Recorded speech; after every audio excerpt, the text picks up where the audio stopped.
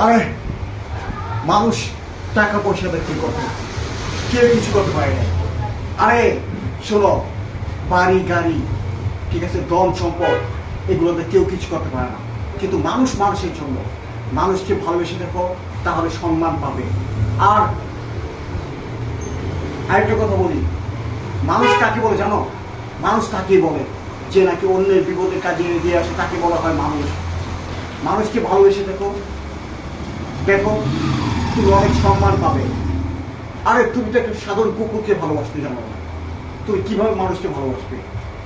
তাই মানুষের প্রতি তোমার আস্থা নাও, দেখবে তোমাকে মানুষই সাহায্য করবে। একটা মানুষ যদি রাগ হয়, সে কি না করতে পারে, অনেক কিছু করতে পারে। আর তুমি তুমি তো সাধারণ একটা, তুমিও মানুষ। আজ যদি তুমি এই মানুষকে যদি মারো, তাহলে তোমার কি অবস্থা হবে তুমি জানো? জানো না। গুডবাই।